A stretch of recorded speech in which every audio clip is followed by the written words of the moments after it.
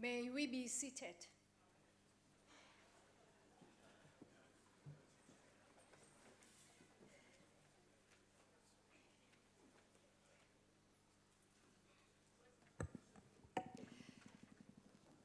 Honorable members, the Secretary will read the order. Debate on vote number 30, Science and Technology Appropriation Bill. I will now call upon the Honorable Minister to present the budget speech.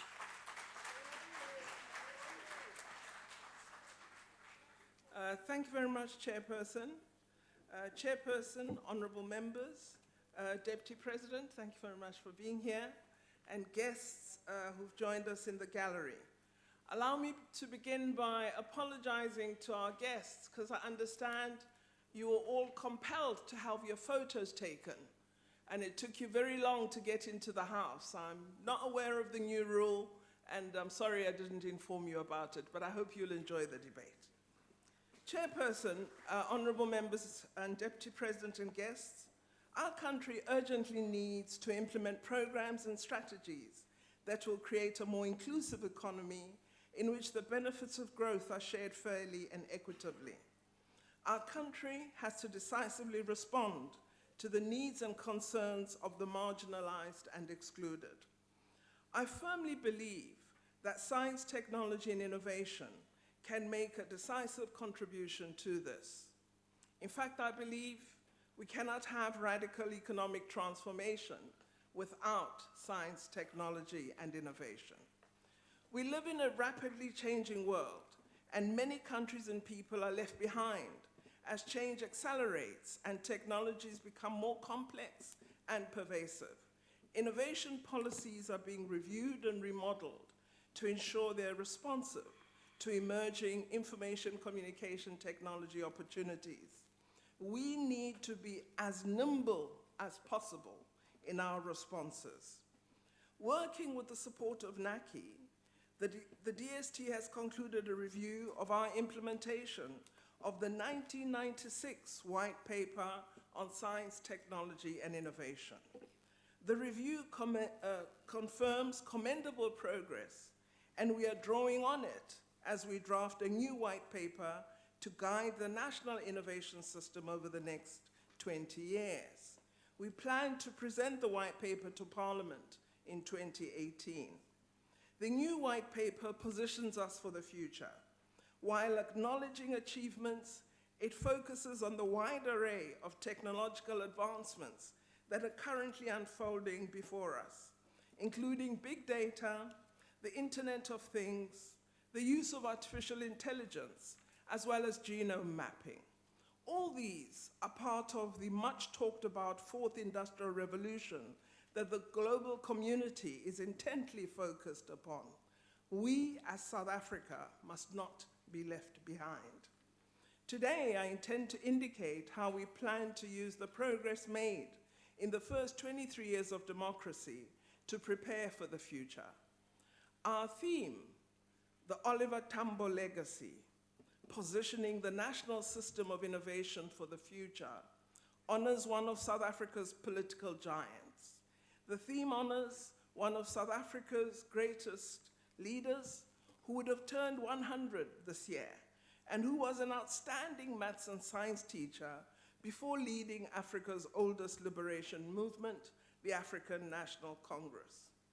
Our department is committed to playing a full role in implementing the National Development Plan by focusing on initiatives that will ensure that we make a profound impact on economic growth and development while assisting in the eradication of poverty, unemployment, and inequality. The initiatives we will highlight today may be familiar to many of you because, as you're aware, science and successful innovation require long-term, dedicated support. Our budget program for 2016-17 outlined several initiatives aimed at increasing our knowledge production, promoting the growth and transformation of knowledge workers in our system, and supporting increased exploitation of knowledge for development. Through the work of our agencies, the National Research Foundation and the Council for Scientific and Industrial Research, we supported over 3,239 doctoral students, as well as 9,353 honors and master's students. 4,175 researchers received research grants, ensuring that we meet our commitment to expand the number of knowledge workers while continuing to provide effective support to emerging and established researchers. The National Research Foundation and the Academy of Sciences are currently undertaking investigations into human capital development challenges and providing us, we hope, with solutions that will inform future interventions in postgraduate development. We have also finalized an implementation plan for the Human Capital Development for Research and Innovation strategy. Last year, we supported 915 graduate and postgraduate students through our workplace preparation program, thus enhancing and easing graduate absorption into the job market and into research careers that provide the human capital that we will develop for the national system of innovation of the future. The expansion of the MLab footprint that I announced last year has materialized. We have secured co-funding of 17.7 million rand over the next 3 years to expand the MLab to KwaZulu-Natal, the Northern Cape, and Limpopo. We will provide at least 450 young people with mobile application development training and support. We also plan to support and strengthen 54 more startups and expand our MLab to other provinces in the country. We have continued our promised contribution, honorable members, to the Operation Pakisa Ocean Economy Initiative. Our Earth Systems, Marine and Polar Sciences colleagues are playing a key role through several projects. The Ocean and Coast Management Information System is playing a significant role in protecting our 1.5 million square kilometer exclusive economic zone. The system supports the detection and apprehension of illegal fishing vessels and plays a role in providing information on vessels in environmentally sensitive marine protected areas. The system is underpinned by space technology and provides real-time monitoring of the country's ocean resources. This monitoring supports South Africa in rock lobster conservation, informs aquaculture farming decisions, and helps to prevent economic challenges caused by fish stock losses.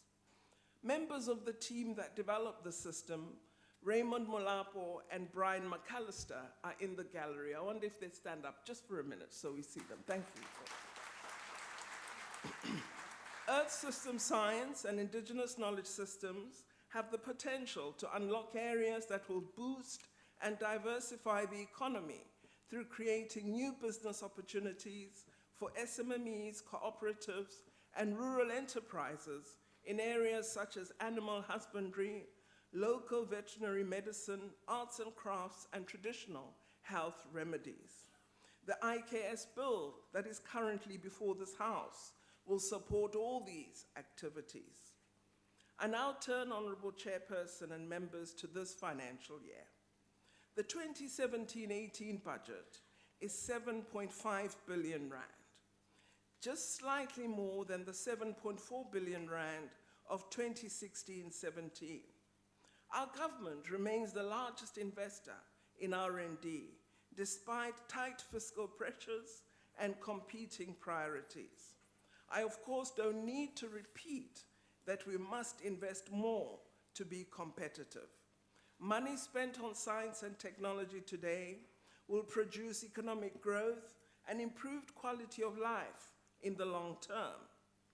I will illustrate the importance of this by referring to our efforts in health innovation. our department's Strategic Health Innovation Platform, housed at the Medical Research Council, is producing excellent work under the leadership of Professor Glenda Gray and her colleagues. Professor Gray was recently named one of Time magazine's 100 most influential persons due to her cutting-edge research in HIV and AIDS, which is done in South Africa. The department, honorable members, is making good progress with our plan to ensure that BioVac becomes a fully fledged vaccine manufacturer. The recently announced partnership with the United States PATH, or Program for Allied Technologies for Health, on the development of a Group B streptococcus vaccine is a very welcome development and future prevention of diseases among young children at birth. Honorable members, all of you know that South Africa has strategically invested in the enhanced development of astronomy sciences and infrastructure. We have several radio astronomy projects: the Hartebeespoort Radio Astronomy Observatory, the Meerkat, which is unfolding as we live, the Square Kilometre Array, and the African Very Long Baseline Interferometry Network, or AVN. I recently declared a new national facility, bringing all of these projects under one hub, the South African Radio Astronomy Observatory, or SARAO. This hub will position South Africa as a key hub for radio astronomy. I regard it as an important first step toward our long-term ambition to create, in the medium term, a National Astronomy Institute to house all aspects of astronomy. I know colleagues working in radio astronomy, in optical, guard their territory very jealously, but I believe we should have a single overarching body that brings all these disciplines together. I have directed my department to explore the possibility of creating a South African Astronomy Observatory as a consolidated single National Astronomy Institute. I hope we can conclude this phase of our plans prior to the completion of SKA Phase 1 in 2022. Astronomy, honorable members, has also provided intrigue and challenge to curious and bright young people. On this note, I'm very pleased to welcome in the gallery Mpho Mtombeni from Lengteng Middle School in the Northwest, and his mother, Mrs. Mtombeni. Mpho is the winner of an NRF competition to name SAO's new 1-meter telescope. It is now called Lesedi, as named by Mpho. Would you stand up, Mpho? Here's the young man.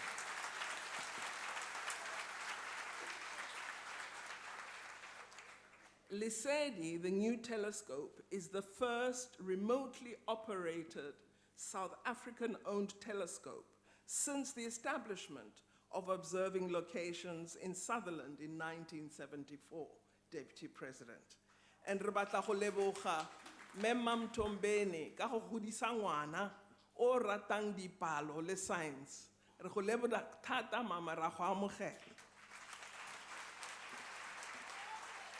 With respect to the SKA, 2 billion rand will be transferred to the NRF over the MTF period for the completion of the Meerkat project and for the acquisition of additional land for the SKA project.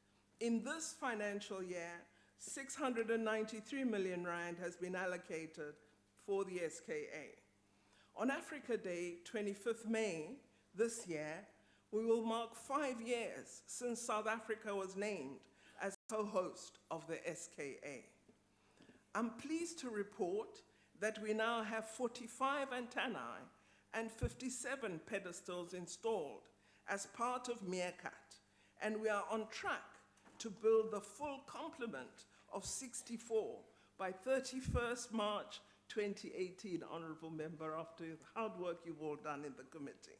Meerkat has reached another milestone with the integration of the 32 antennae into a polarization correlator or array.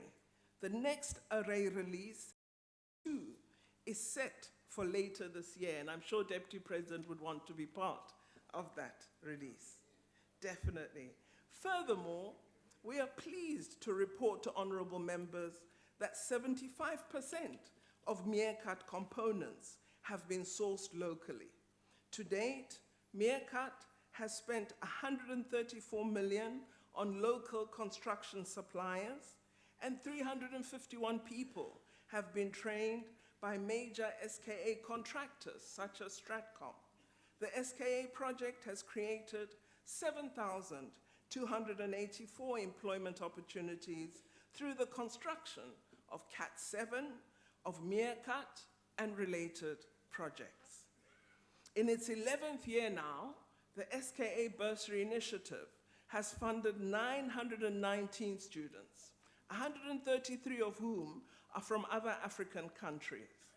The department continues to provide extensive support to schools in the Carnarvon area. 9 learners from Carnarvon High School now have full-cost undergraduate bursaries from the SKA program.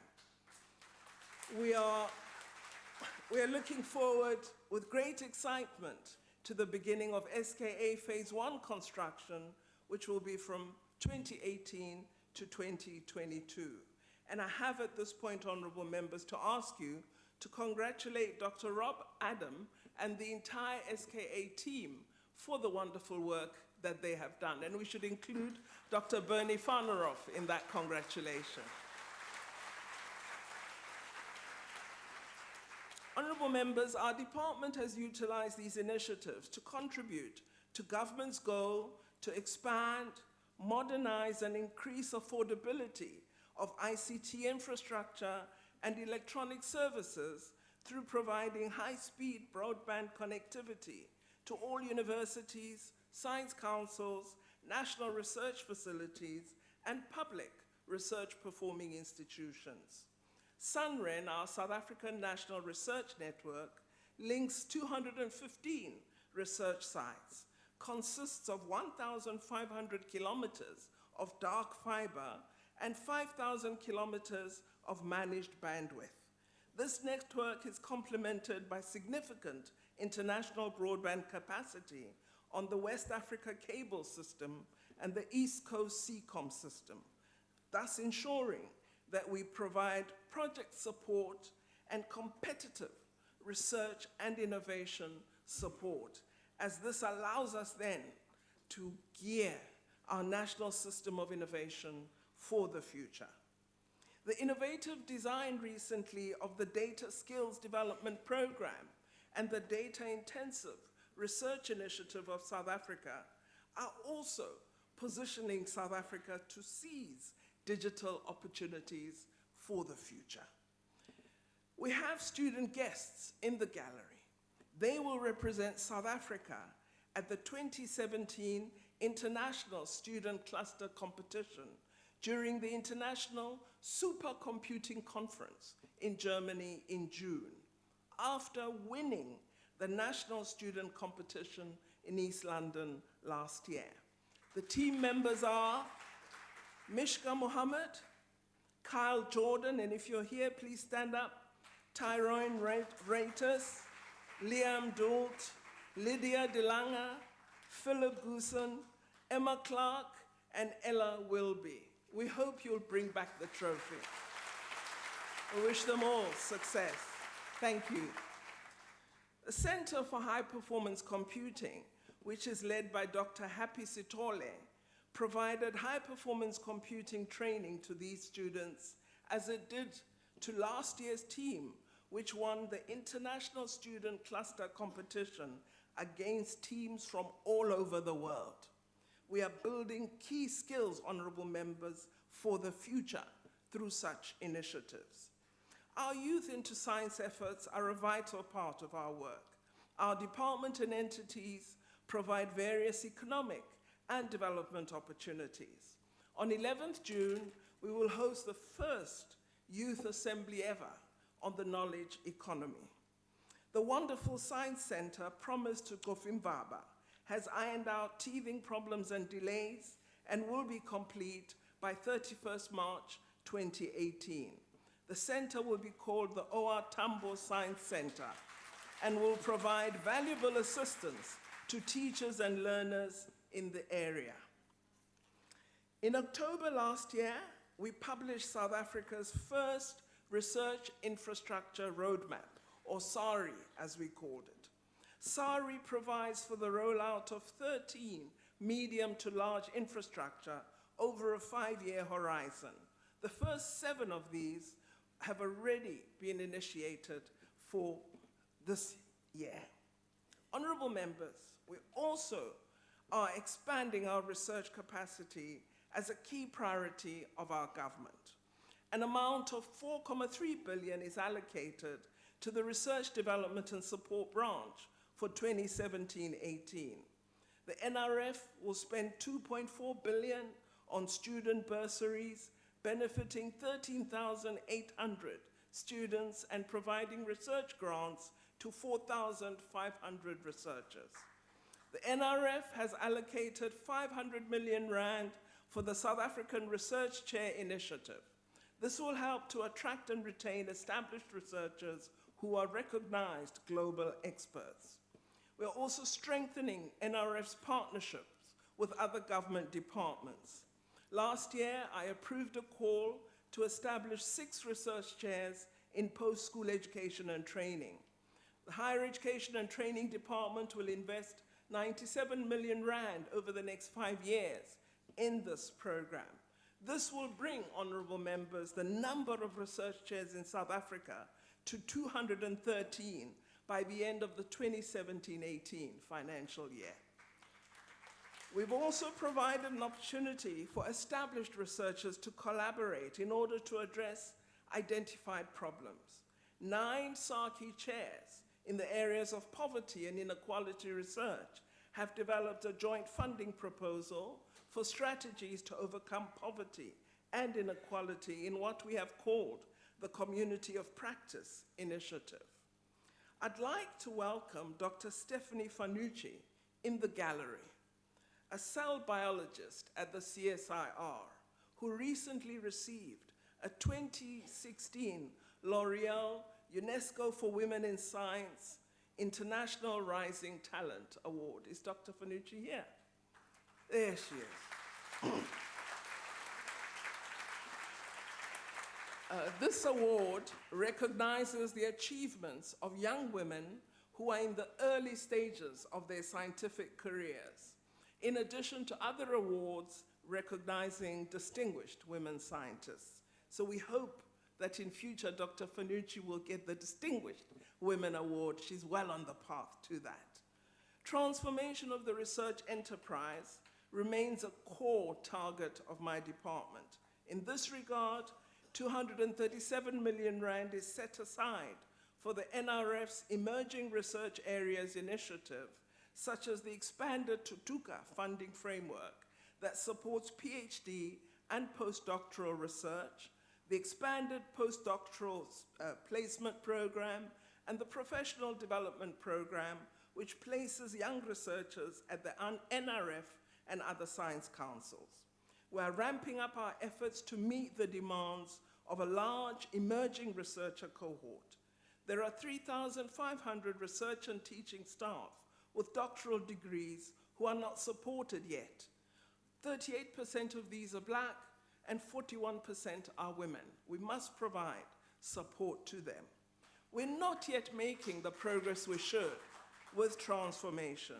And I'm very pleased that NRF has confirmed its intention to increase its development and mentoring of a new cohort of researchers and to implementing incentives and strategies designed to retain and reward young Black researchers and women researchers. We must ensure that we address issues of race and gender if we are truly to transform the system. We cannot avoid this challenge. Over the MTF, the NRF proposes to allocate over 470 million rand to the 15 centers of excellence. the centers support collaboration on long-term projects which are locally relevant and internationally competitive. This year, we will also invest 68 million rand by placing at least 800 graduate and postgraduate students in work preparation programs under the National Youth Service Initiative. 695 interns in the last cohort found employment, that is 45% of participants in the program, while 23% left the program with the intention to further their studies. The program has had a 68% success rate in absorbing interns into employment, and this is absolutely exciting. We've now expanded the program to attract young people in the humanities and social sciences. During this financial year, the South African Institute for Aquatic Biodiversity will launch its newest vessel, which we provided some resources for, the Pakisa, into service in the coastal regions of South Africa. We're also supporting a transdisciplinary research agenda at the Itemba Laboratory for accelerated-based sciences. The facility has developed a plan for a South African isotope facility, which will support research in nuclear physics, material science, radiology, and the production of rare and exotic radioisotopes for the medical industry.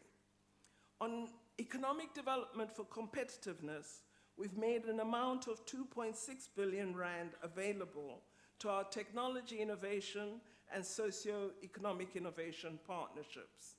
Last year, I announced a number of initiatives directed at increasing success in this area. One was the establishment of a sovereign innovation fund, which is a priority for public-private funding partnerships to commercialize innovations from the public and private sector. We will make a strong business case for this fund in this financial year. We'll also make an investment of 137 million in the existing 7 sector innovation funds. Of this amount, 84 million, Deputy Minister Cele, is in the agricultural sector and 51 million in the manufacturing sector. Industry is currently providing new funding of 56 million rand for the sector innovation funds. So we've made significant gains in building innovation capacity and supporting innovation. Through the sector innovation funds, we've supported 189 students at honors, masters, and doctoral level, and a number of interns. We've also generated 20 innovation products and 19 journal publications. I'm pleased to announce a complementary initiative aimed at developing partnerships with industry, known as the Industry Innovation Partnership Program. It will be strengthening the strategic role of the CSIR in industrial development. This year, we will launch 2 industrial development centers, one a biorefinery and the other a photonics prototyping facility. The new biorefinery facility will be located at the CSIR's Durban campus. It will provide cutting-edge analytical and pilot-scale equipment for biorefinery technology and development and for troubleshooting industrial biomass processing challenges. Sustainable mining activities are also receiving attention. Over the next 3 years, 150 million rand will be invested in re-establishing mining and mining equipment research and development. This investment will help to restore the old CSIR mining research facility in Carlo Road, Johannesburg. The facility, known as the Mining Precinct, will be launched during the second quarter of this financial year. I expect a number of promising programs to result in new industries in South Africa, 2 in particular.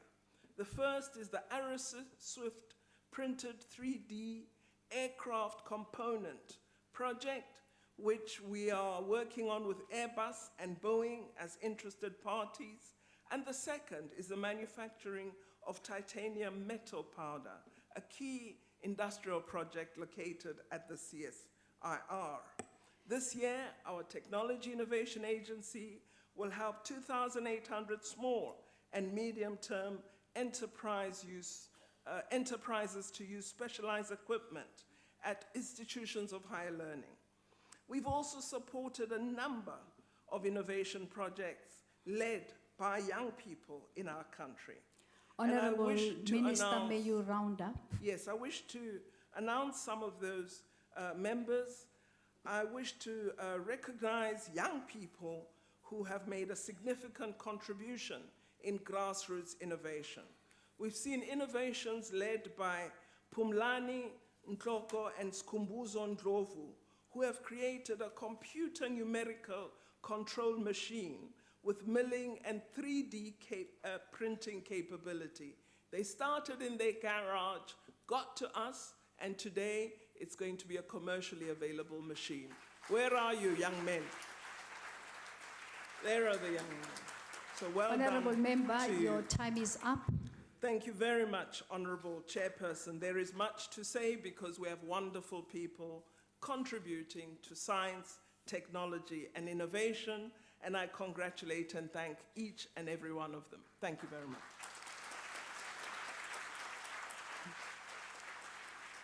Thank you, Honorable Minister of Science and Technology. I will now call upon Honorable Member Sisi Matale. Thank you, Chairperson. Our Deputy President, Comrade Cyril Ramaphosa, Minister, and other ministers present here, honorable members. 21 years ago, we introduced the concept of National System of Innovation, which influenced the direction of the department and the country as a whole. It is our strong view as the African National Congress that a coherent and well-coordinated national system of innovation will go a long way in assisting our country to achieve its development priorities.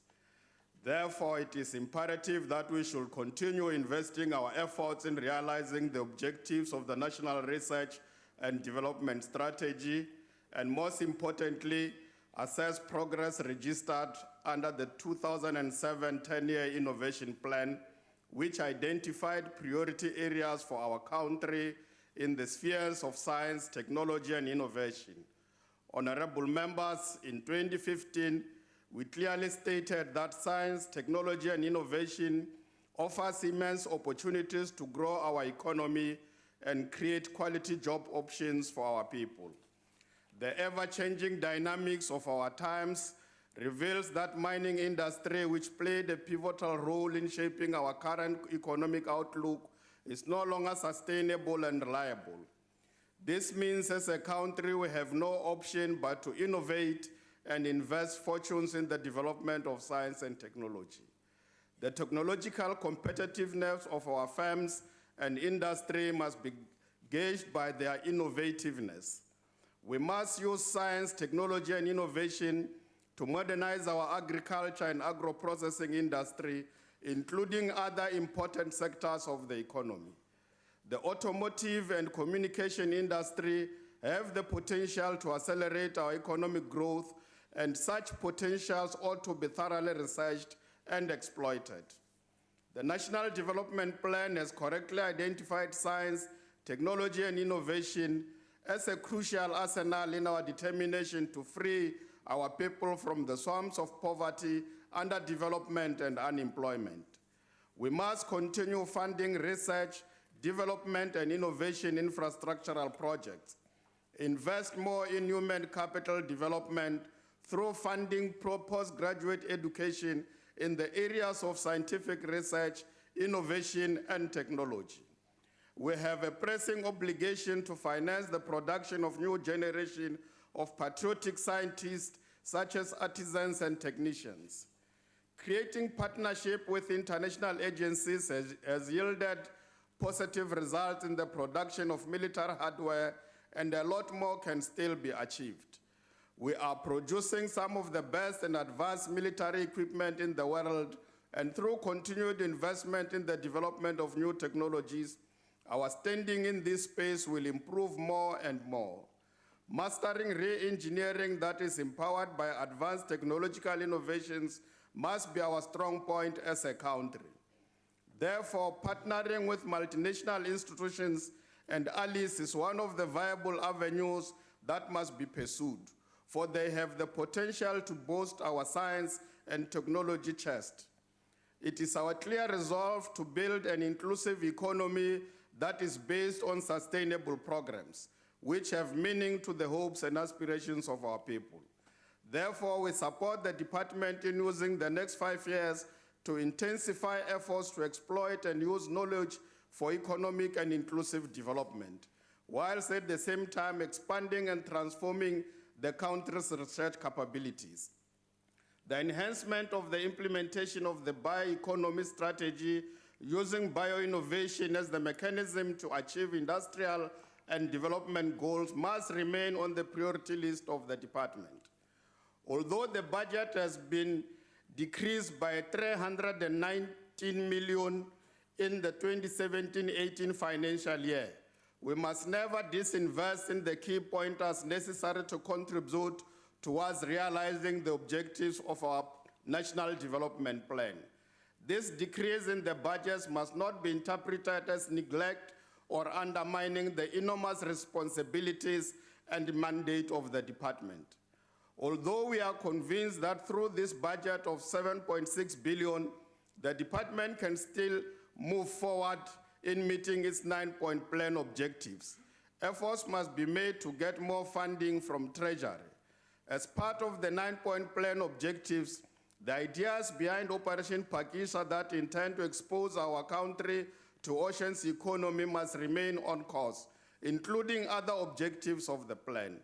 Therefore, as the Portfolio Committee on Science and Technology, after considering the proposed budget vote 30, Science and Technology, we recommend that as earlier, all mechanisms to increase the budget As said earlier, all mechanisms to increase the budget allocation to the Department of Science and Technology must be pursued by the Minister of Science and Technology, working together with the Minister of Treasury. The committee notes and welcomes two very important monitoring and evaluation instruments.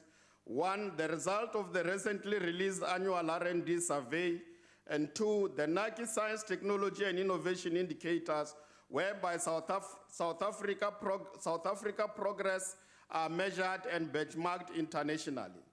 The committee looks forward that the department brief the committee on these outcomes, as well as report to the committee on possible measures to resolve the issues around the Research Development Program Tax Incentive Initiative. The department should table as soon as possible the 2015-16 and 2016-17 Research and Development Program Tax Incentive Performance Reports. The committee will schedule a briefing in the following term for this purpose. Government should investigate formulating a policy that exempts state-owned entities with the required expertise from tendering for government research contracts that fall within their mandate. The committee does not only recommend state-owned entities, we also include institutions of higher learning. The House budget for 2030 for science and technology is presented for adoption. As I conclude, Chair, I would like to appreciate for the House, as I conclude, it will be appropriate for the House to congratulate the Minister on winning the 2016 Award for Science Diplomacy by the American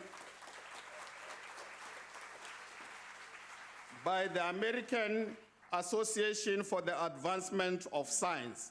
Congratulations, Minister.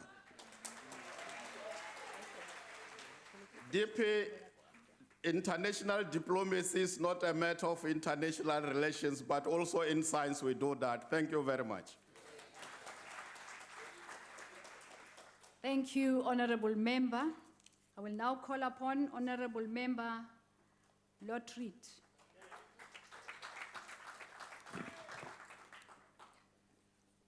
Honourable Chairperson, the role and challenges of science and technology were brought to the world's attention when scientists around the world and locally in Durban decided to march for science this year. These marches highlighted the critical role of science and technology in all of our lives. The message at the marches was clear. We all benefit from the products of science, technology, and innovation.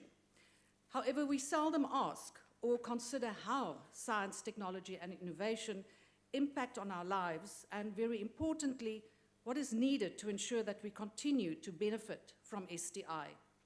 Without STI, we will not be able to address critical and life-threatening challenges such as food security, clean water, sufficient energy, preventing and treating diseases, epidemics, and climate change. The investment in research and development is crucial for health, social and economic welfare, and growth of any country. Without scientists, researchers, and investment in STI, a country cannot develop and progress. Scientific knowledge should, in fact, underpin government policy. Hence, it is essential that there is sustained, adequate, and strategic support by government, and that an environment is created that will encourage investment in STI. A country cannot afford to fall behind in the field of STI, as the cost to catch up has to be measured not only in increased costs, but also missing out on innovation opportunities and knowledge acquisition. But very important, not falling behind doesn't mean that it is sufficient to just maintain the status quo. There is the added challenge of staying abreast with the future world and a technological revolution such as the fourth industrial revolution that the Minister has referred to, a revolution that will fundamentally alter our world. Our country cannot afford to be behind these developments. For example, the fourth industrial revolution will impact on almost every industry, and entire systems of production and management will be transformed. It also has the potential to raise income levels, to improve the quality of life of people, but also to make current jobs obsolete. The Department of Science and Technology has to be at the forefront of this revolution, not only in the sense of enabling research and development in the fields of artificial intelligence, robotics, 3D printing, nanotechnology, biotechnology, big data, and so forth, but also in terms of research on the effect this revolution will have on jobs, inequality, and the society as a whole. Now, Minister, all of this, however, requires sufficient funding and support. And the question today is, does this budget do this?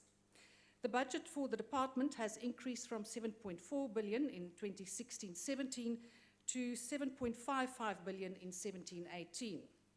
Now, although the increase is welcomed, even as modest as 1.7%, the reality is that there is, in fact, a budgetary decrease of 4.3% when inflation is taken into consideration.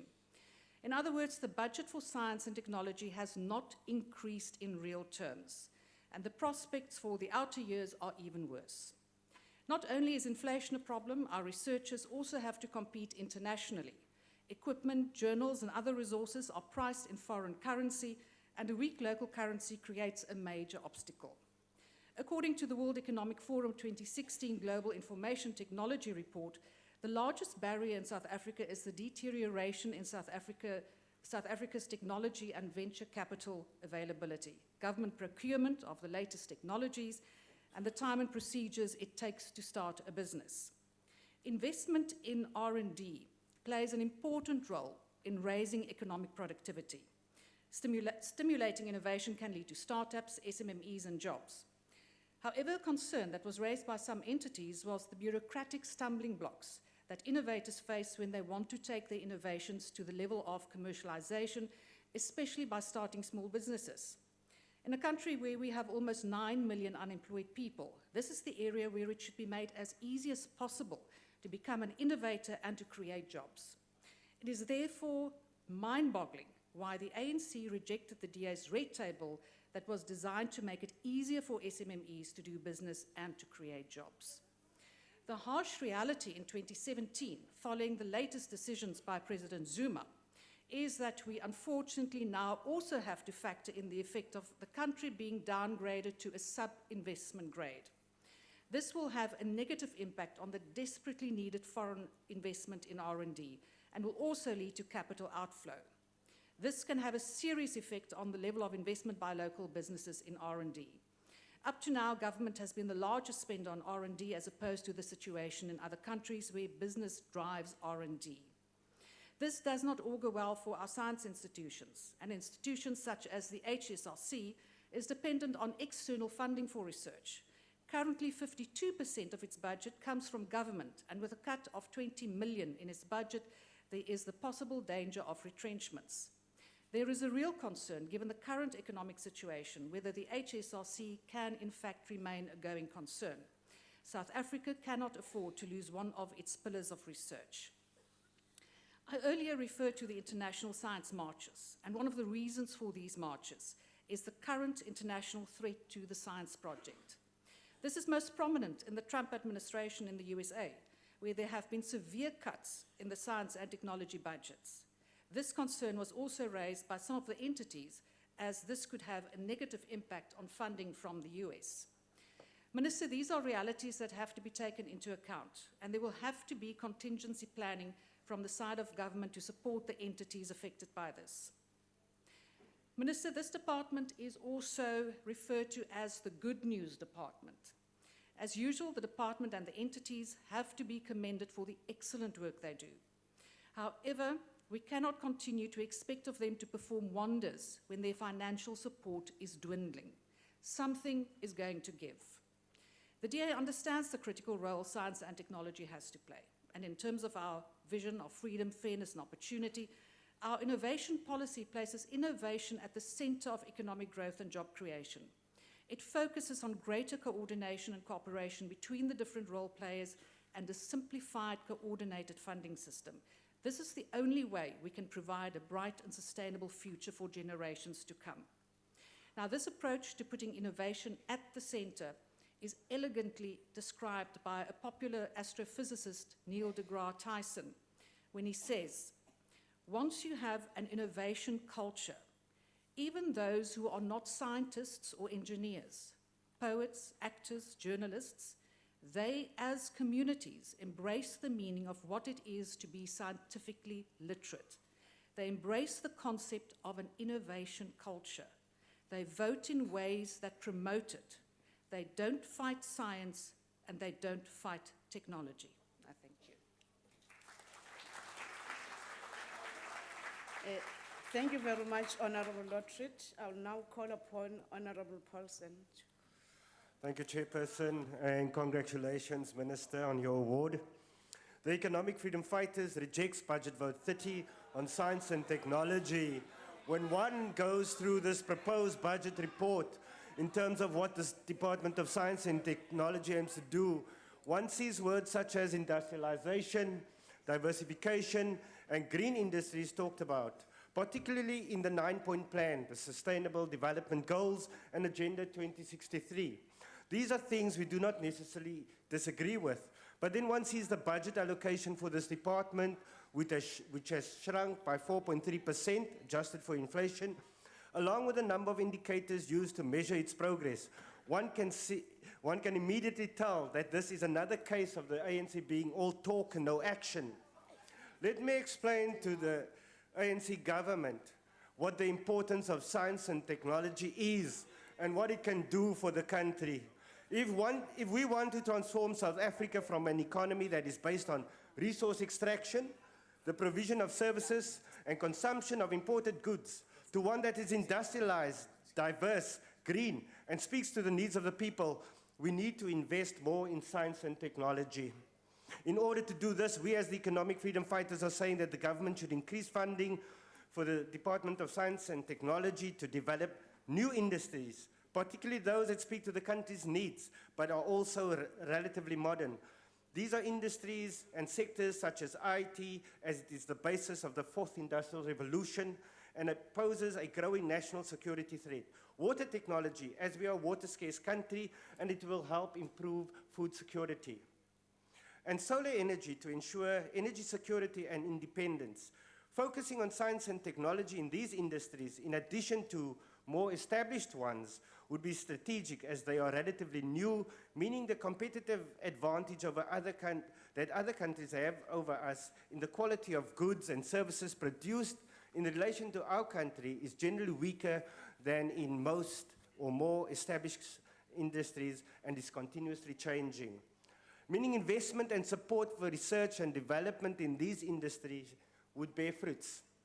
It would also help in allowing us to deal with the countless issues that face our country, such as water scarcity and the threat posed by internet hackers, as was recently shown in the most recent global hack, which affected large parts of the world, including South Africa.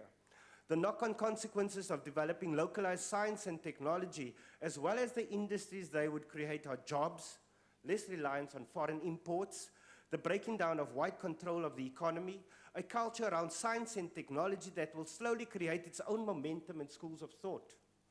That speaks to South Africans and is made by South Africans, moving us closer to a decolonized science, less reliant on Eastern and Western technology and innovation.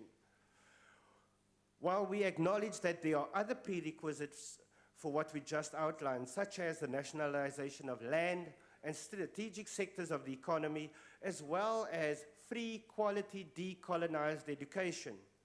Looking at some of the numbers in the budget, we're not shocked, but it reminded us of who is actually running this country when we saw that space science is having its budget decreased by 2.3%, despite Centec planning to buy a satellite for the country which would cut our reliance on foreign satellites.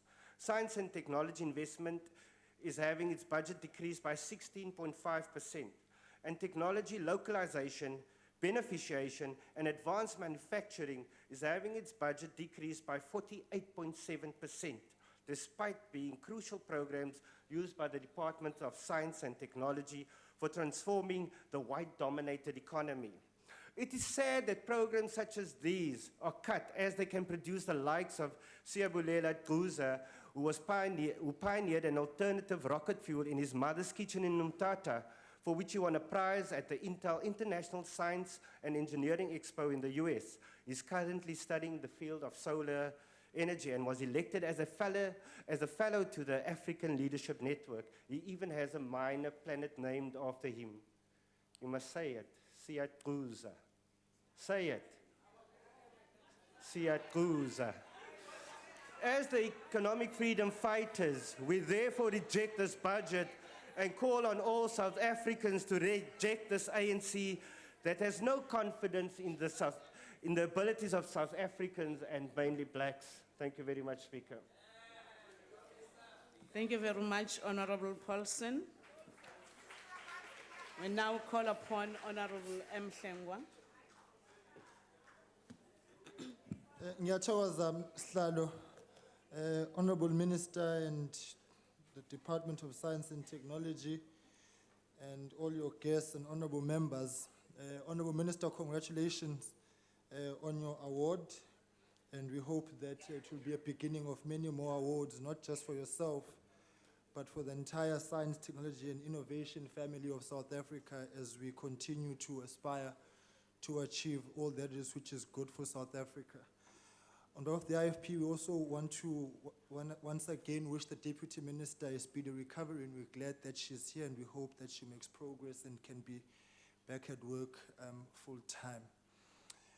Honorable House Chair, I want to start on a different note, which may not be related to what we are discussing today, and maybe speak to the young men out there, my brothers.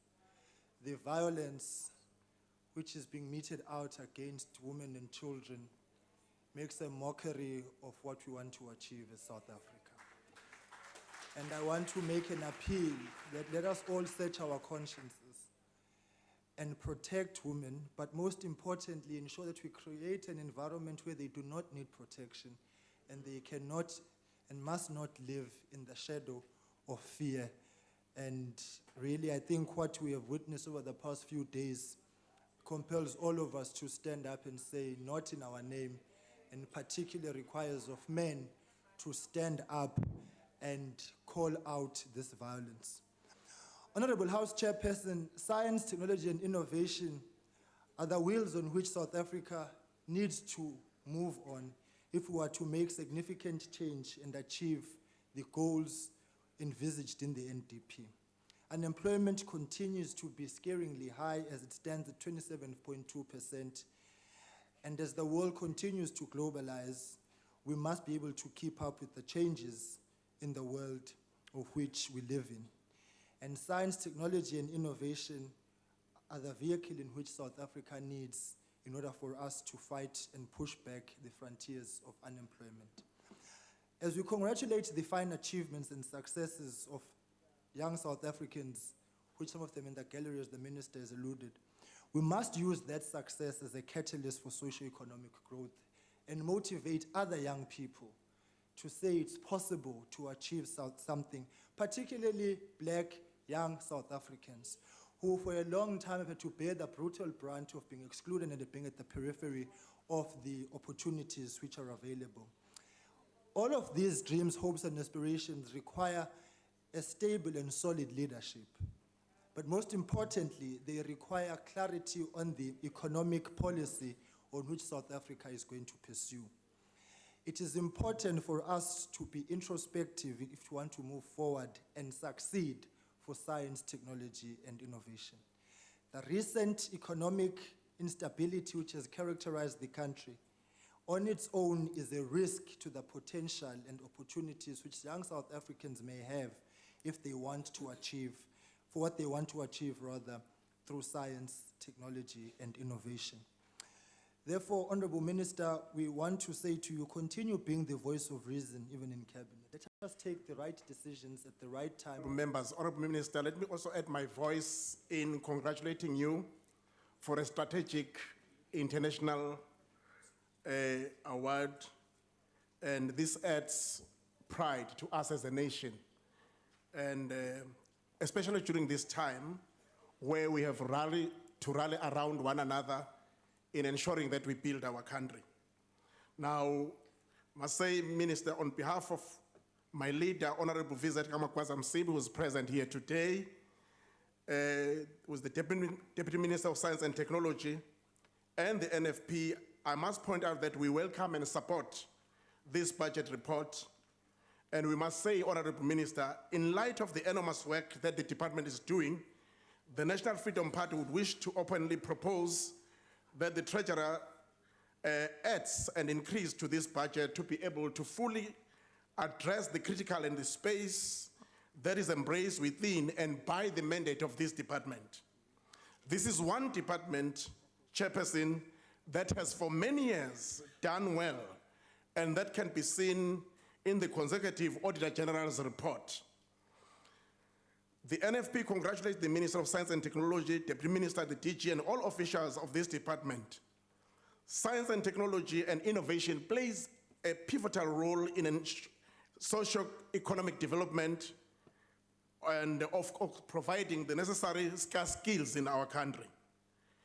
The National Development Plan clearly states that science and technology and innovation plays a role in poverty alleviation and economic growth. Of course, Chairperson, science, technology, and innovation can play a key role towards unlocking the economic potential of the SMEs. South Africa needs to invest in research and development. Science and technology and innovation should assist our industries to provide the much needed skills that are needed by our country, that is the public sector, in order to respond to the demands of the modern economy. We need to be globally competitive as a nation. The Department of Science and Technology supports many initiatives which the 9-point plan seeks to address. In the main, science and technology and innovation plays a strategic role towards, 1, revitalization of agriculture and agro-processing, beneficiation of mineral wealth, growing the oceans economy through Operation Pakisa, resolving the energy challenge by advancing alternative energy resources, scaling up private sector participation in research and development. We know, Chairperson, as the NFP, that the budget has decreased. Thank you so much. And that is not a welcome Member. exercise. Your We time is support up. that science and technology should robustly focus on schools in rural areas and also communities in rural Thank areas, you. that maths and science should become compulsory. Thank you very much, Thank Chairperson. you, Honorable Kobisa. I now call upon Honorable Tuck.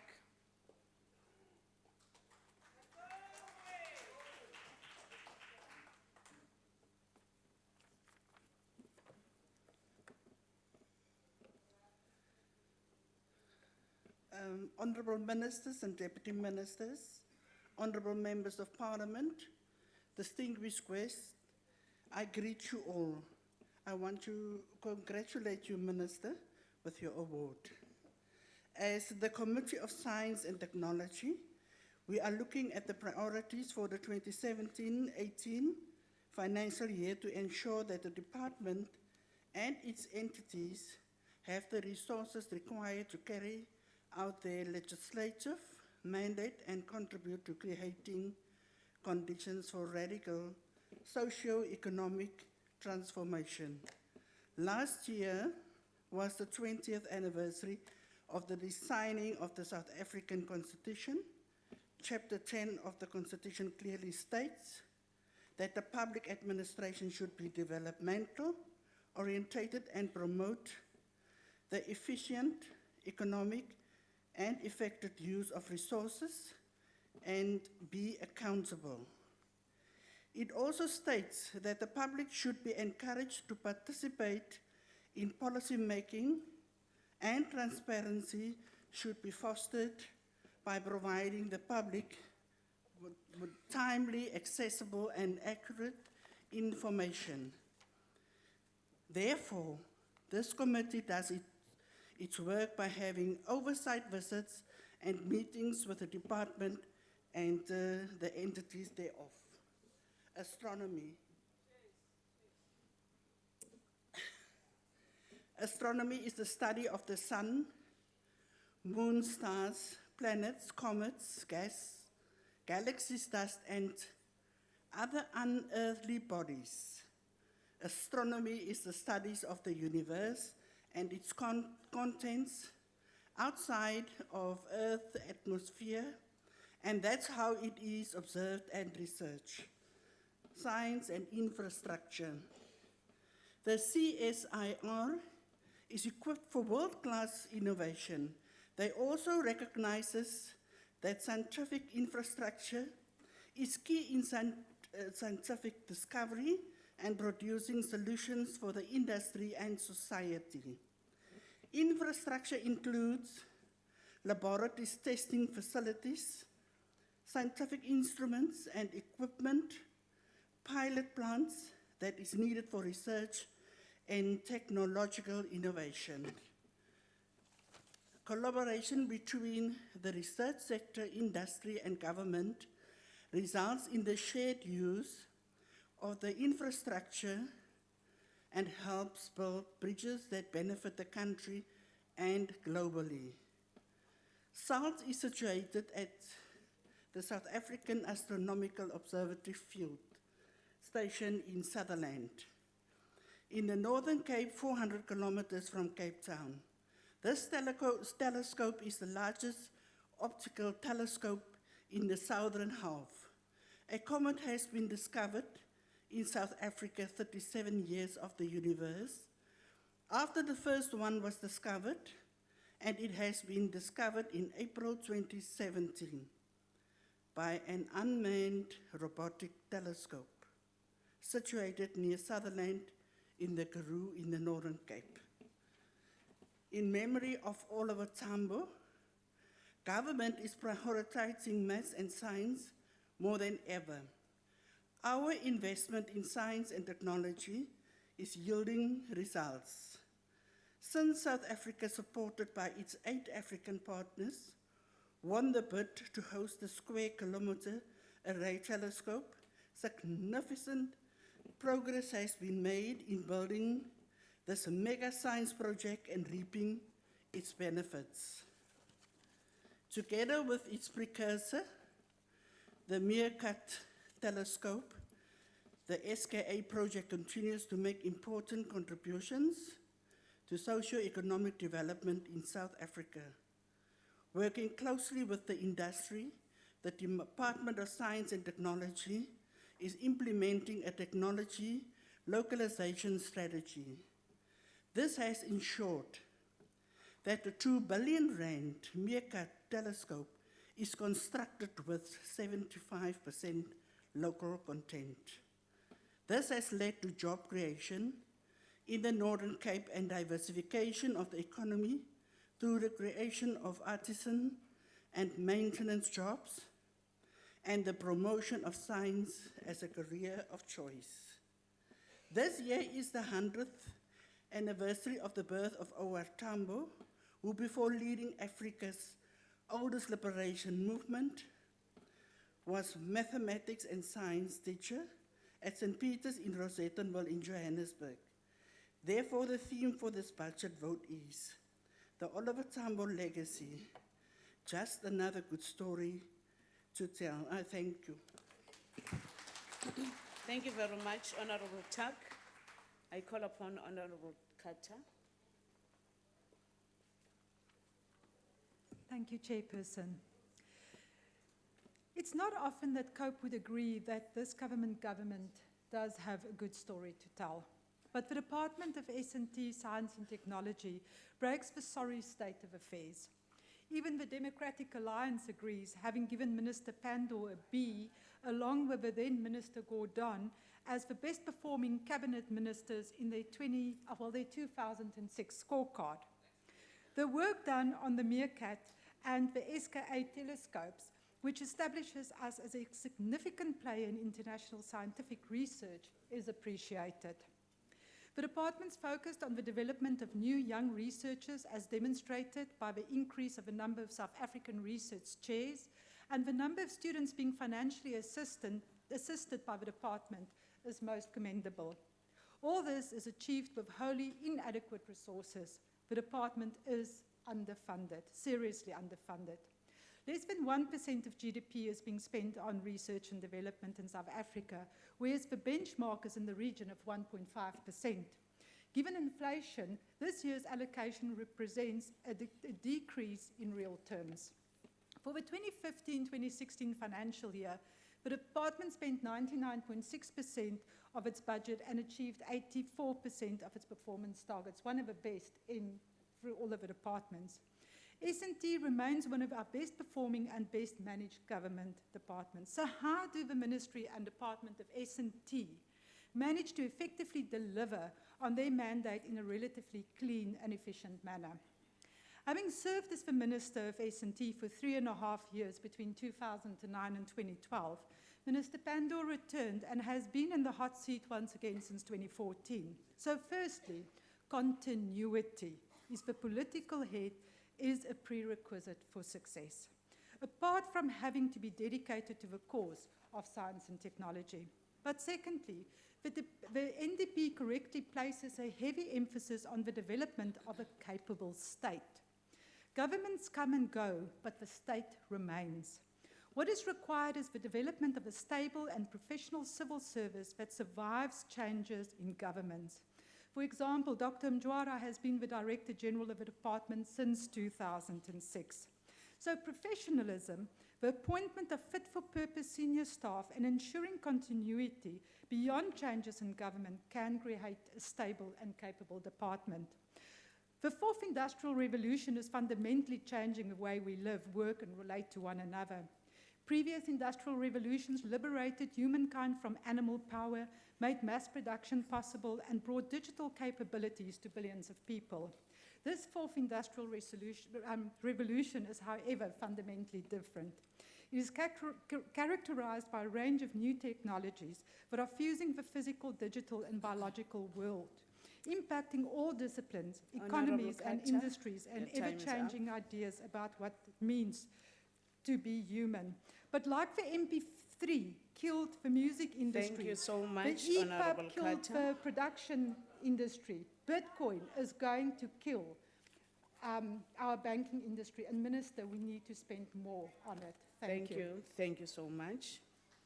I now call upon Honorable Ndongeni.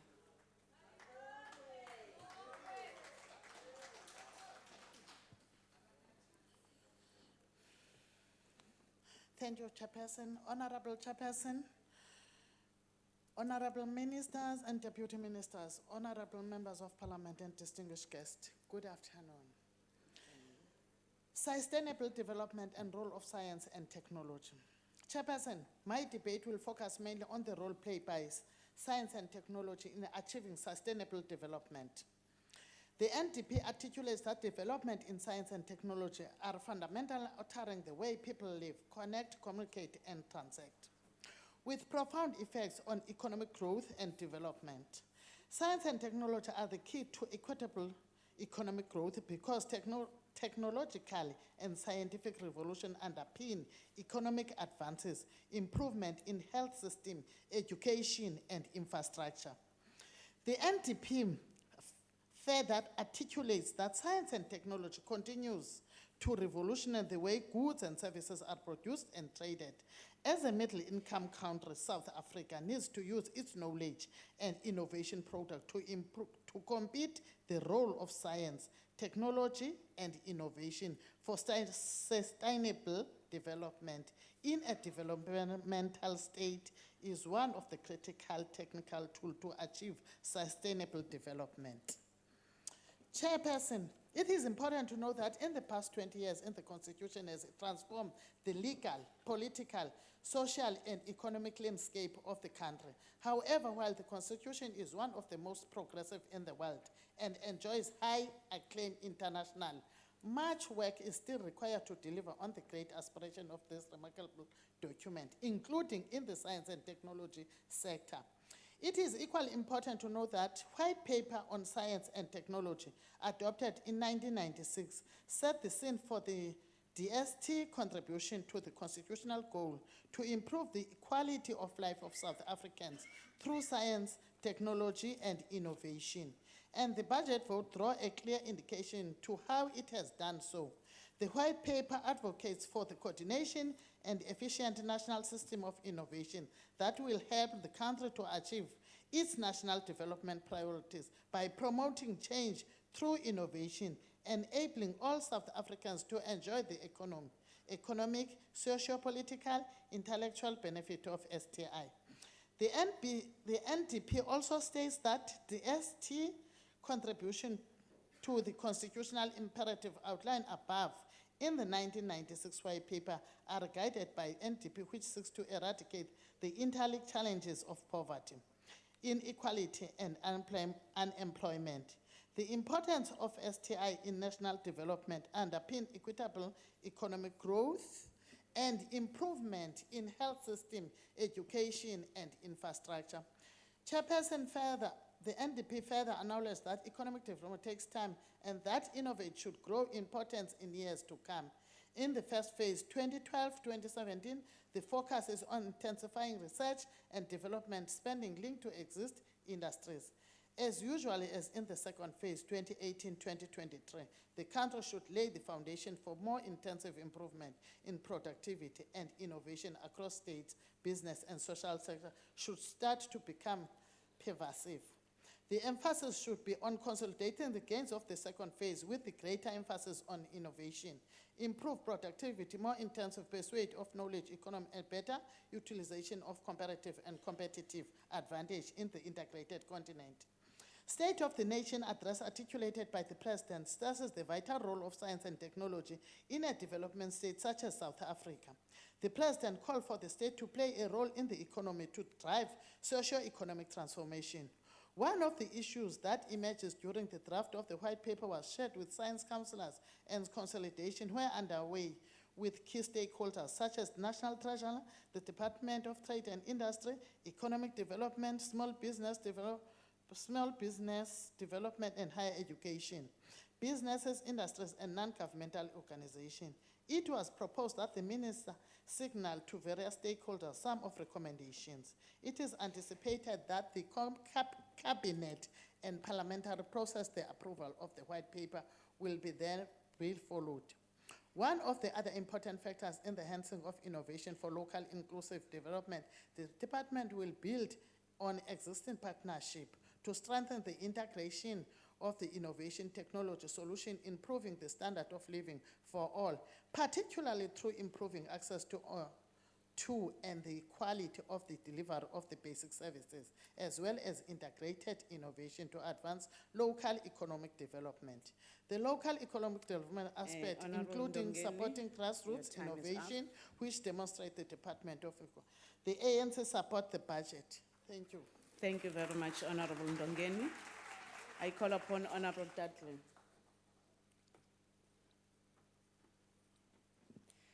Thank you, Chair, and congratulations, Honourable Minister. The National Development Plan characterises science, technology and innovation as crucial for development, since countries that have effectively alleviated poverty by growing their economies have done so by investing in and developing strong STI environments and capabilities. This will require that South Africa invest more in research and development, as we've heard, that the link between innovation and the productive needs of industry be improved, and that government collaborate with the private sector to raise the level of R&D in companies. And while the ACDP welcomes the department's efforts to drive the research and development agenda, we would like to see them engage even more energetically with businesses to get maximum support for R&D and innovation, especially since a tax incentive exists for companies undertaking research and development in South Africa. Another important consideration often pointed out is that public investments in research infrastructure need to be focused on addressing the needs of a modern economy. The alarming cyber attacks taking place worldwide, in particular this past weekend, which infected tens of thousands of computers in nearly 100 countries, highlights this point.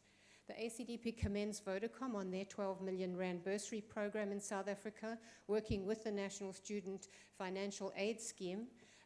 They have exhorted young people to embrace the digital society. The generation, manipulation, synthesizing, and visualization of data into research discovery, educational practice, business outcomes, technology innovation, and life experiences, and assist in confronting 21st century challenges like these damaging cyber attacks. It will be helpful to keep in mind that local researchers also have to compete internationally, and scientific equipment, journals, and other resources are priced in foreign currency. So the department, we hope, will factor in exchange rates when allocating funding research.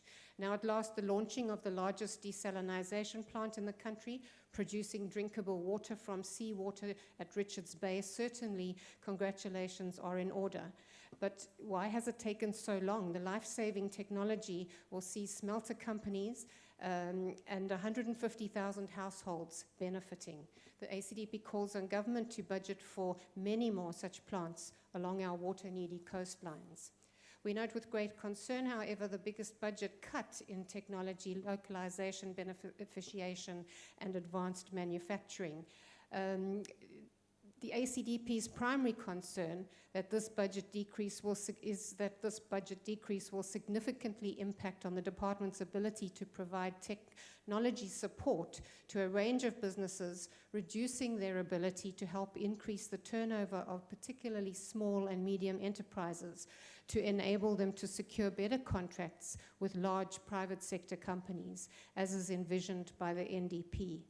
The slight increase in the overall budget, in fact, is a decrease, as we've heard in real terms, but despite the budget being inadequate to the task of striving for global competitiveness, a representative science system, world-class benchmarking and grant systems, leading-edge research, technology and innovation, the ACDP will be supporting it. Thank you very much, Honourable Dudley. I call upon Honourable Kekane, but let me indicate up front, Honourable members, that Honourable Maktale has saved 4 minutes from his time, so that as you time the members, we don't get to contest this one. So 2 minutes of that time will be added to Honourable Kekane. Honourable Kekane, the floor is yours.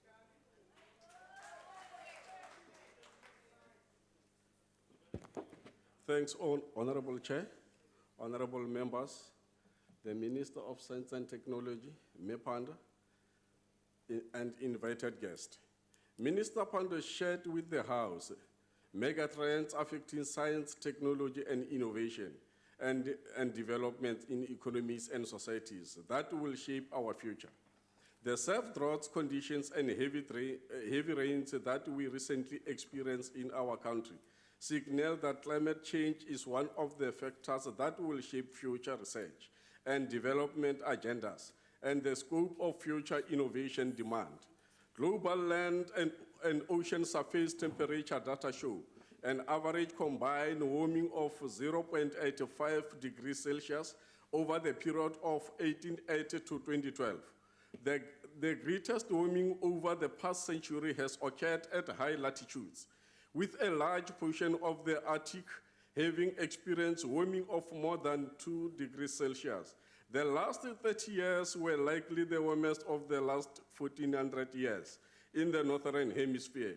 Further global warming over the next few decades is now inevitable and will impact on the Southern Hemisphere. But mitigation global warming requires much more ambitious strategies to reduce greenhouse gas emissions. These are extremely likely to have been the dominant cause of the observed warming since the mid-20th century. This will require us to utilize science, technology, and innovation to develop ambitious strategies to reduce greenhouse emissions. In this regard, it is important that South Africa should focus on energy technology innovation, which will be key in mitigating climate change. The department needs to focus on strengthening public-private partnership with a view to building innovation support infrastructure and fast-tracking the uptake of technologies from existing strategic initiatives such as Hydrogen South Africa, Centers of Competence, and the hubs for renewable energy, advanced battery technology and energy efficiency and demand-side management. Chairperson, the department should further focus on building strategic funding and commercialization partnerships for locally developed components and complete products for fuel technologies. South Africa needs to upscale the piloting of local developed technology in preparation for full commercialization. The strategy for local developed technologies should also be finalized.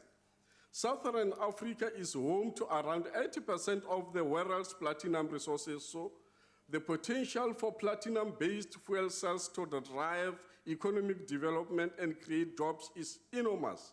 The fuel cell industry has the potential to revolutionize the way power is delivered to all areas of our lives, including cars, mobile phones, computers, homes, and workplaces. The technology's demand for the use of platinum provides additional avenues for beneficiations for implants. Platinum group metals in areas such as this is mine, such as in the Limpopo and Northwest province. Further, the DST needs to continue to facilitate manufacturing partnerships and opportunities for local development of both thin film photovoltaic technologies. The ANC welcomes the partnerships with provinces such as Gauteng on this initiative and hope this will be rolled out to other areas. We also have recently witnessed the deployment of thin film photovoltaic technologies at the Singidi Sabatembu Primary School in Ilenge village in the Utukela district outside Ladysmith. This alternative energy source is used to provide seamless power to the computer laboratory that has been set up by the DST. The department should also be applauded for the following initiatives. The partnership with Implas, which resulted in the development of a fuel cell forklift at the company's refining services in Springs in Gauteng. The rollout of hydrogen fuel cells at the Windsor Clinic in Gauteng, and planned deployment of these technologies at some school in the Northwest province. Chairperson, it is also crucial to ensure that policies on green technologies adopted by our country play an enabling role by ensuring that there is a policy coordination between the different government departments on green technologies, make provision for regular review of the effectiveness on green technologies policies to allow for learning to be incorporated. Further, we also need to ensure that South Africa's development needs, in particular job creation, poverty alleviation, and the need to overcome equity imbalances, should inform and direct by not prescribed green technology investment strategies. It is also important that government should actively shape the market through sound investment in research and development. We also need, as a country, to prioritize niche areas for local development of green technologies based on innovation capacity and encourage transfer of green technologies that have socio-technical fit with the local context recommended by 2015 Academy of Science of South Africa, ASAF, report titled The State of Green Technologies in South Africa. The report also recommended the need to promote the uptake of green technologies by public and a need for a plan for an export market, particularly within Africa. We need to seize these opportunities in support of the AU strategy on science, technology, and innovation and Agenda 2063. Chairperson, the ANC also supports the DST International Public Partnerships priority focus on STI in the Sustainable Development Goals through foreign investment and technical assistance. In this regard, the department has engaged in rural innovation and ICT for development through general budget support from the European Union. The increased focus on the international private sector complements the sharing of cost and expertise.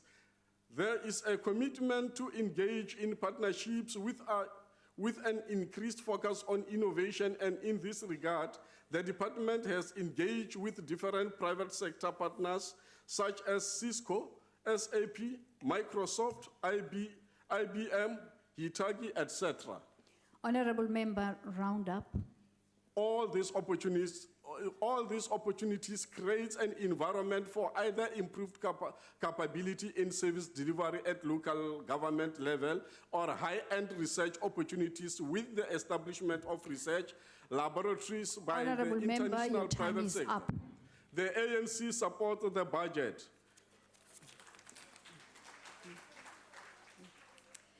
Thank you, Honorable Member. I will now call upon Honorable Member C. King, and this is her maiden speech. Honourable Chairperson, innovation have always played a pivotal role in the economic and social development of countries. It is the main source of economic growth, and it helps improve productivity, which also make it the foundation of competitiveness and improving welfare. The success of our education and skills development systems and our capacity to innovate will become increasingly important as the global economy shifts from resource to knowledge-based growth. Knowledge economy that have moved beyond manufacturing rely on networks of insight and innovation that depend upon the high-level attributes of training and knowledge, which allows individuals and groups to bring together ideas and learning in new ways. South Africa needs a more skilled and innovation population. The Department of Science and Technology is a key driver to realizing this goal, particularly as it relates to innovation for energy, food security, poverty alleviation, and healthcare, which also requires a serious approach to research and development. According to the Global Innovation Index and the Organization for Economic Cooperation and Development, South Africa's investment on research and development to drive innovation is comparatively low, with South Africa spending 0.76% as compared to its member countries with an average invest of 2.38% of GDP on research and development. The expectation of spending 1% by 2019 on research and development is unrealistic given the current economic outlook of direct influence by rating agency downgrades. The budget is supposed to realize the potential of science and technology in social and human development. The disappointing 2% increase of 128 million rand will deter the innovation, both government and business, from this goal. The staff complement decreased by 42 vacancies that will not be filled, of which 17 are critical posts vital for the Department of Science and Technology to perform efficiently. This spiral effect in staff reduction will result in reduced targets in a number of indicators. Research, development, and support reduced from 70 to 30. Socio-economic partnership with relation to innovation products added reduced from 35 to 17. And the number of interns decreased from 200 to 100 in the 2017-18 financial year. The decrease of 9% for the Socio-Economic Innovation Partnership is disappointing, particularly for small, medium-sized enterprises. This budget clearly indicates that under the ANC government, South Africa is moving away from being a creator of innovation to an importer of innovation. Government have neglected to match its policy commitment to improve education and skill with a dedicated focus on innovation and design to drive growth, job-creating growth. The institution created to promote innovation and research, such as the National Research Advisory Council on Innovation, have been largely invisible, and the activities have been appropriately coordinated or integrated with initiatives which is not fitting in the private sector. The DA believes that the quality of South Africa's post-school education and training outputs and the country's innovative capacity can be strengthened through a coordinated system for post-school education and research driven through a single integrated department, which the Minister agreed also in his speech, greater collaboration and coordination towards the achievement of shared goals in private sector, public, higher, further, and adult education and training, stronger incentive for private sector involvement in education, training, and research-driven innovation, making sure that the regulatory environment supports rather than inhibits innovation and academic endeavor, and dedicates system to ensure that innovation extends beyond research and ideas to actual design of products, processes, and services which contribute to economic growth through entrepreneurship. Honourable Member, round up. This would have been sorted out by the red table of the DA. The DA's proposals can strengthen our post-school education and innovation and make them effective for growth and development. Thank you.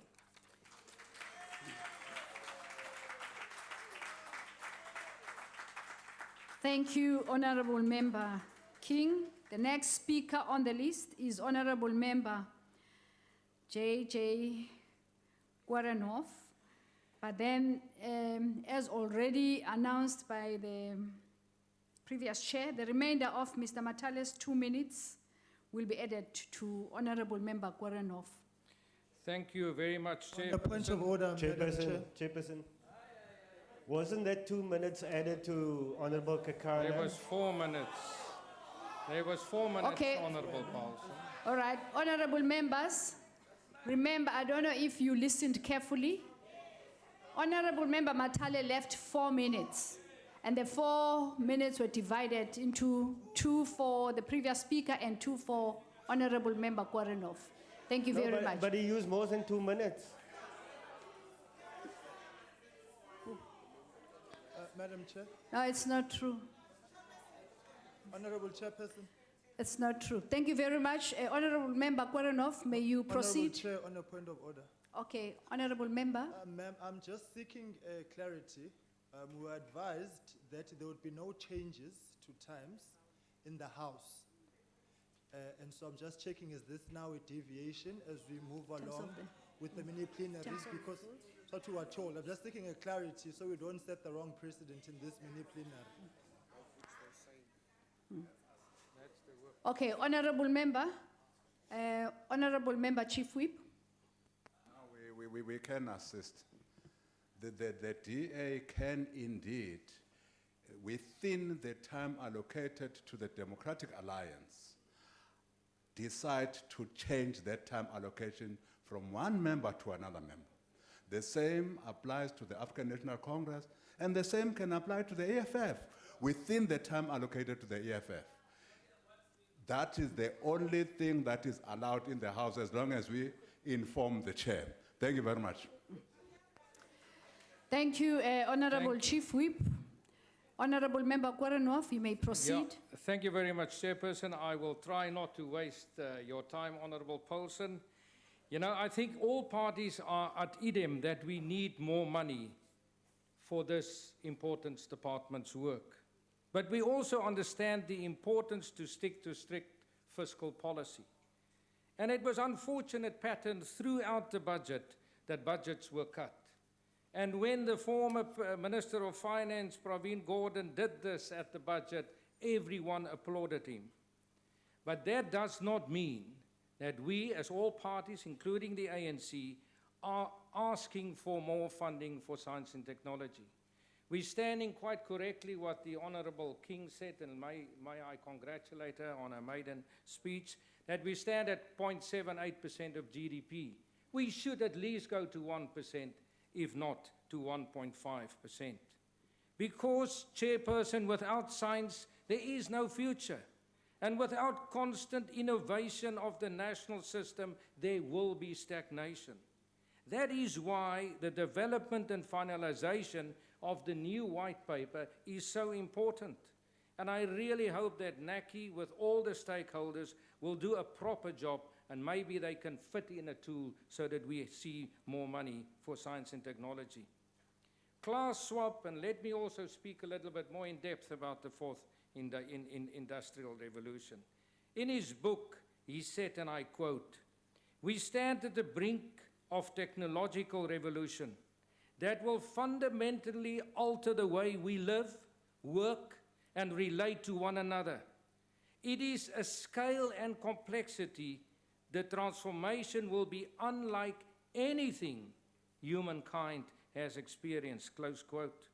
And how we respond to this challenge will shape our future, whether we like it or not, because this revolution will herald the transformation of entire systems of production, management, and governance.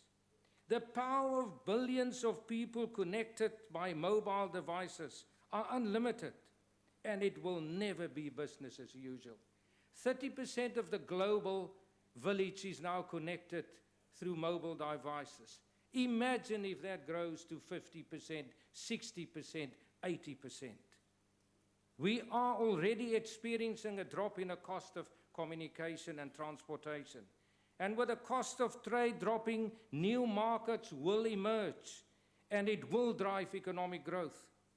But this revolution could yield greater inequality, and we must not take a consequence of that. It could disrupt labor markets. Governments, especially in Africa, must take note of that and prepare.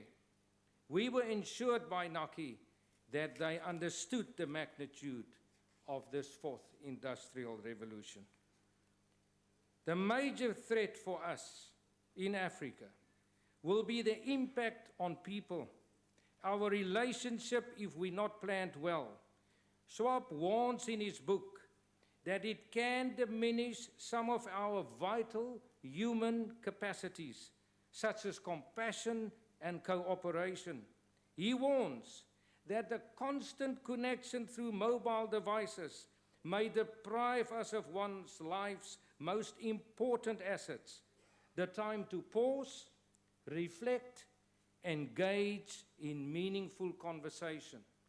Now, Honourable Minister, that's why we must take care of the openness and vastness of the Karoo. We must look more to the stars. We must protect our national parks, and we must protect our Big Five. In Africa, they say, The young women will lead this industrial revolution. Africa is blessed with an abundance of youthful talent. Let me ponder and give you two examples. The Black Women Anti-Poaching Team, we called them the Black Mambas, was founded in 2013 by Craig Spencer to protect the Olifants West region, part of the Balule Nature Reserve. Since that, they have expanded and they are protecting now more than 50,000 hectares in the Balule, that's in the Limpopo province. In the true spirit of cooperation with Sandparks and the extended public work programs, this all-women anti-poaching team is an absolutely international success story. They have received numerous international achievements. They have just been awarded the United Nations Champions of the Earth Award. They've received in London the Rhino Ambassador Award. The objectives of the Black Mamba project is not only the protection of wildlife through boots on the ground, but also through being a role model in their communities. They want their communities to understand that the benefits are greater through rhino conservation rather than poaching. And their philosophy is, and to strive to make their area of influence the most undesirable, most difficult, and least profitable place to poach. For that, they needed science. They have been covered all over the newspapers.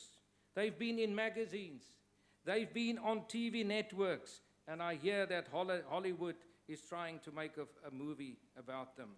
But the introduction of technological software has assisted this all-women anti-poaching team. The innovative CISR system, CMOR, has played a critical role in their abilities to gather real-time information of illegal activity on the ground. As part of the CMOR pilot program, the Black Mambas assisted in developing the software, what worked and what did not work at a practical level. Let me conclude with another story, showing that science connects people and people connect and uplift communities. Expanding on the philosophy of the Black Mamba project grew the Bush Babies environmental program. Active in 10 primary schools in the Limpopo province, reaching 870 learners. One of these Bush Babies, Lethlo Gonolo Masuma of the Maseke Primary School, was registered with the ESCOM Science Expo for Young Scientists. She completed at district level, she won gold at the regional level, and she won bronze at the national level. Luckily, she was included. Luckily, she was included to present South Africa at international level, and as I am speaking here, she is in the United States, in Los Angeles, trying to bring some prize back for South Africa. We want to wish her all the best. Last night we had an invitation to went to a movie, Hidden Figures. What an inspirational movie. If you haven't seen it, please go and see it. But at the opening, the host said to us, he don't want to call the Department of Science and Technology Department of Science and Technology, but Department of the Leading Edge. And under the guidance of the Honorable Minister, the guidance of the DG, and I must say, all the entities, it's an impressive team. And they are the leading edge department. And I want to thank you for the good work. And it is for us on this side of the house an honor to support this budget.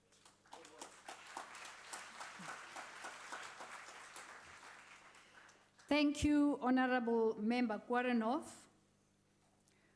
Honorable members, I will now call upon the Honorable Minister of Science and Technology to respond to the debate.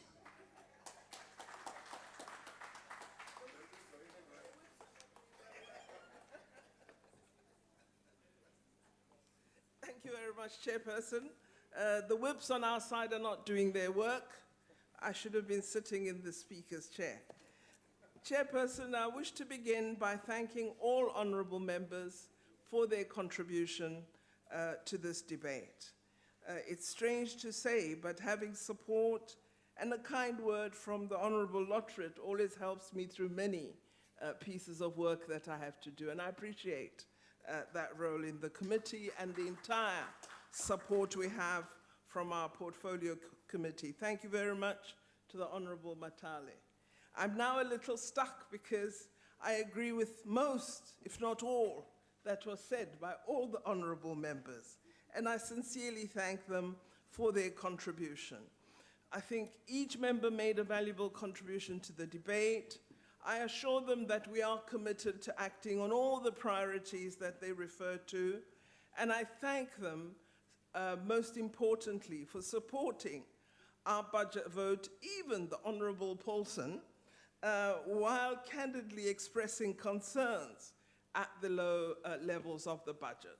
I know that the Honourable Paulson is deeply concerned about science and innovation and is a supporter of the work that we're trying to do in this area. And I would want to tell him that some of your past life is in the exhibition that we have up at Iziko Museums. And I told them we have an honourable member who is familiar with the satellite engineering you're working on. So they were thrilled to know we have members with some experience in engineering and innovation. So I know you're a supporter, even though your party won't let you vote for my budget, which is most sad. On international funding, and particularly the concerns about the interventions of the new President of the United States of America, I think we should confirm that we continue to enjoy strong partnerships with foundations of the United States.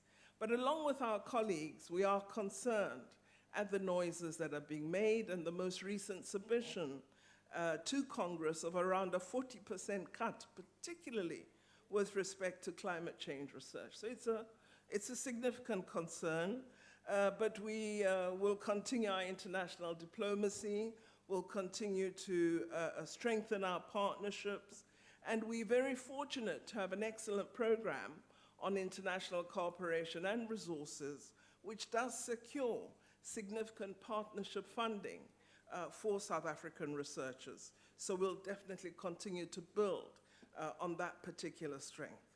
I wish to assure the Honourable King that NACI plays a very important role in the national system of innovation and produces reports that offer advice to the ministry, which we take very seriously as part of our implementation plan. And as we write and produce a new white paper, NACI is a leading institution in supporting us with respect to that work.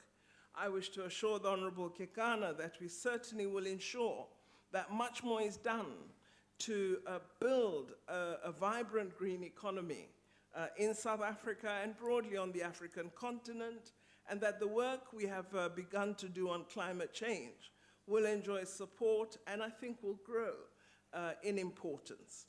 I now, Honourable Chairperson and members, wish to sincerely thank my Deputy Minister Kamagwaza Msibi. I'm so pleased that you're here with us and that your recovery continues to grow from strength to strength.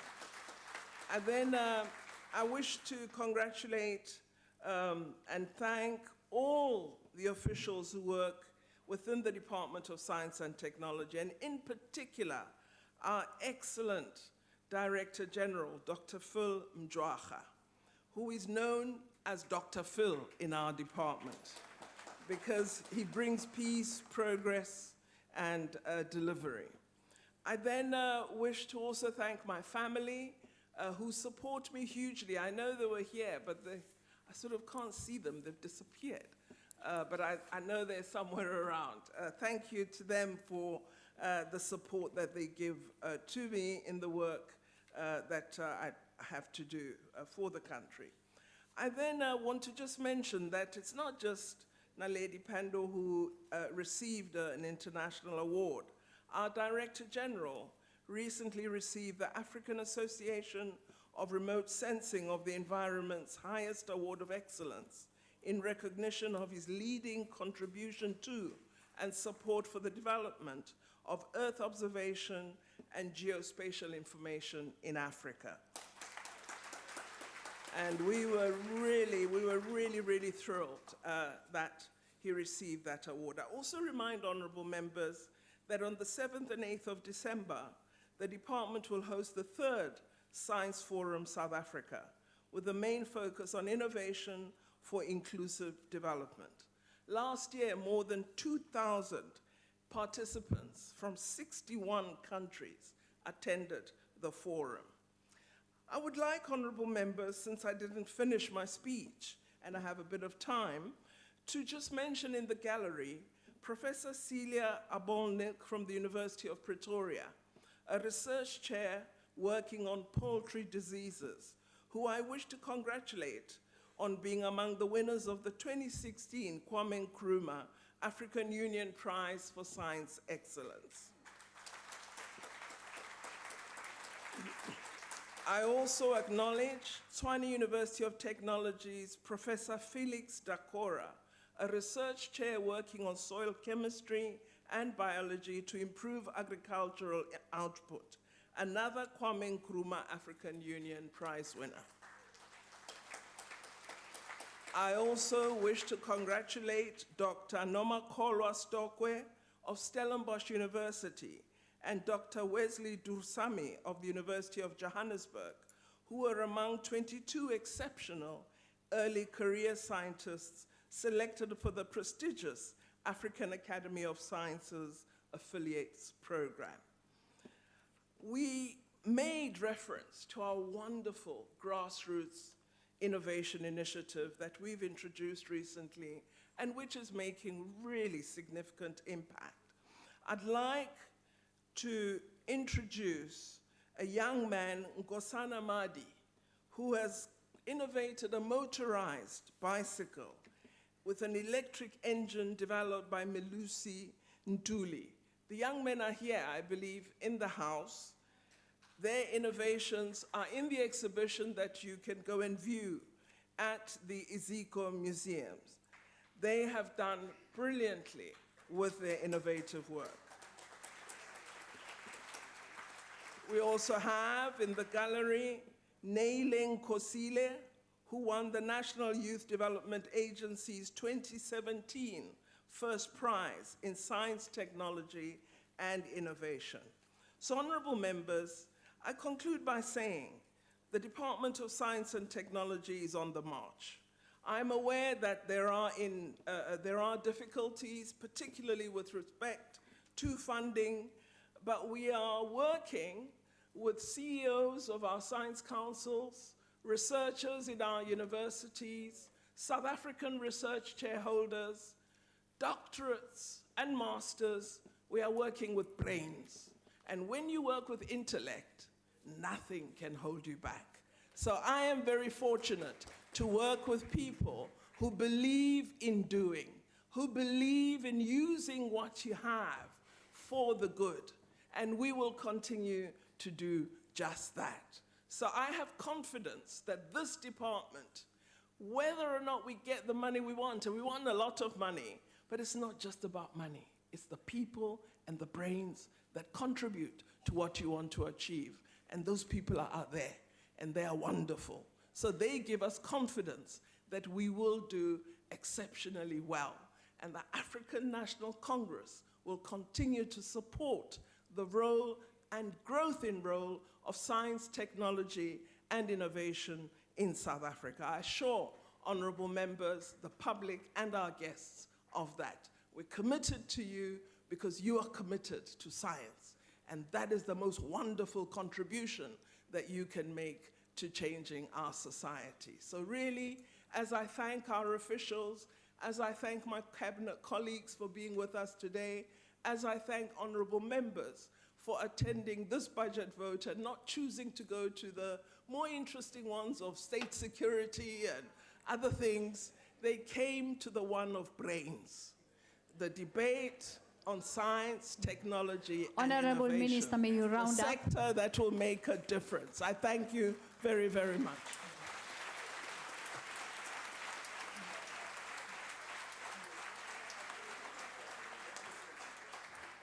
Thank you, Honorable Minister. Honorable members, we have now exhausted the speakers list on vote 30, science and technology. Members are reminded that debate on higher education and training budget vote will take place at 16 hours 15 minutes in the National Assembly chamber. The debate on health budget vote will take place at 16 hours 15 minutes in the old Assembly chamber, and the debate on mineral resources budget vote will take place at 16 hours 15 minutes at Committee Room E249. That concludes the debate and the business of this mini plenary session. The mini plenary will now rise.